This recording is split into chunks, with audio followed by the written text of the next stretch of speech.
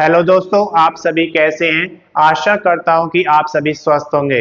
दोस्तों, आज इस वीडियो में हम लेकर आए हैं कि old pension system, national pension system और यूनिफाइड पेंशन सिस्टम में क्या समानताएं हैं और क्या इनमें अलग अलग विभिन्नताएं हैं। तो सबसे पहले हम बात करते हैं यहाँ पर कि इसमें अंशदान कितना रहता है। तो अगर ओल्ड पेंशन सिस्टम की बात करते हैं तो कर्मचारी का अंशदान यहाँ पर कोई आवश्यकता नहीं थी, कर्मचारी को कोई अंशदान देना नहीं होता था। लेकिन जब नेशनल पेंशन सिस्टम आया तो उसमें मूल वेतन से 10% लिया गया था और सरकार ने 14% इसमें अपना अंशदान दिया था। यूपीएस की अगर बात करते हैं तो बेसिक और डीए का 10% आपका अंशदान रहेगा और सरकार का यहाँ पर 18.5% अंशदान रहेगा।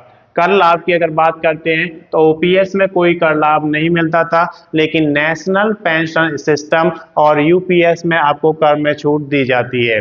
अब बात करते हैं कि यहाँ पर मिनिमम जो आपकी पेंशन है वो कितनी होगी। तो पेंशन अगर 10 वर्ष के बाद आप रिटायरमेंट लेकर आते हैं, कम से कम 10 वर्ष की सर्विस आपकी होती है, तो ओपीएस में 9,000 रुपये मिलते हैं। और यहाँ पर अगर बात करते हैं आपकी एनपीएस की तो यहाँ पर 9,000 रुपये दिए जाते हैं, लेकिन यूपीएस में मिनिमम 10,000 रुपये की पेंशन दी जाएगी। तो यहाँ पर 1,000 रुपये एक्स्ट्रा आपको दिए जाएंगे। अगर हम बात करते हैं कि अगर आप 25 वर्ष के बाद रिटायरमेंट लेकर आते हैं तो अंतिम बेसिक का 50% आपको मिलती है ओपीएस के अंतर्गत। और एनपीएस की अगर बात करते हैं तो जो आपकी अंतिम सैलरी है उसका 50% आपको पेंशन मिलती है। लेकिन अगर हम बात करते हैं यूनिफाइड पेंशन सिस्टम की तो अंतिम 12 माह की औसत सैलरी का 50% आपको दिया जाएगा। यानी कि पिछले 12 महीने में जो भी आपकी बेसिक सैलरी है उसका आपको औसत निकाला जाएगा और उसका 50% आपकी पेंशन यहाँ पे बांधी जाएगी। इसमें उनको नुकसान होगा जो अंतिम वर्ष में जिनका प्रमोशन होता है। अगर पदोन्नति के 12 महीने पूरे हो जाते हैं तब तो कोई नुकसान नहीं है। अगर पदोन्नति के 12 महीने पूरे नहीं होते हैं तो आपका थोड़ा यहाँ पर नुकसान होगा, आपकी पेंशन थोड़ी कम हो जाएगी। इसके बाद हम बात करते हैं कि एक मुश्त भुगतान जब आप रिटायरमेंट लेकर आते हैं तो आपको कितनी राशि एक साथ दी जाती है। ओल्ड पेंशन सिस्टम में 40% तक आपको एक साथ यहाँ पर राशि मिल जाती थी, लेकिन एनपीएस की अगर बात करें तो 60% तक आप निकाल सकते हैं। यूपीएस में बेसिक प्लस डीए का 1/10 भाग आपसे लिया जाएगा और ये प्रति छमाही कैलकुलेट किया जाएगा।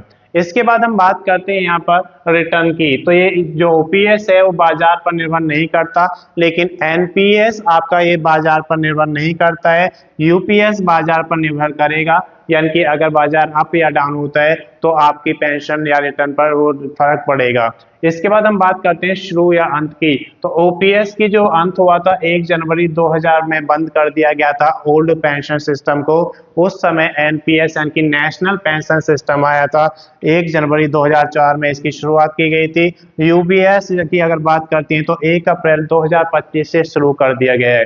इसके बाद हम बात करते हैं यहाँ पर फैमिली पेंशन की। तो फैमिली पेंशन में आप देख सकते हैं कि जब ओपीएस की बात करते हैं तो जो अंतिम निकाली गई पेंशन थी उसका 60% यहाँ पे राशि मिलती है उसके परिवार वालों को। लेकिन जब एनपीएस यहाँ पर लागू हुआ तो अंतिम निकाली गई जो पेंशन थी उसका 50% राशि यहाँ पर फैमिली पेंशन के तौर पर मिलती है। यूपीएस में देखा जाए तो अंतिम पेंशन का यहाँ पर 60% दिया जाएगा फैमिली पेंशन में। तो मैं समझता हूं कि इस वीडियो के माध्यम से आपको पुरानी pension system, national pension system और यूनिफाइड पेंशन सिस्टम में अंतर और समानताएं समझ में आ गई होंगी। अगर अभी तक आपने चैनल को सब्सक्राइब नहीं किया, सब्सक्राइब करें, वीडियो को लाइक करें और ज़्यादा से ज़्यादा शेयर करें ताकि ये वीडियो उन सभी दोस्तों के पास पहुंचे जो पेंशन ले रहे हैं। धन्यवाद।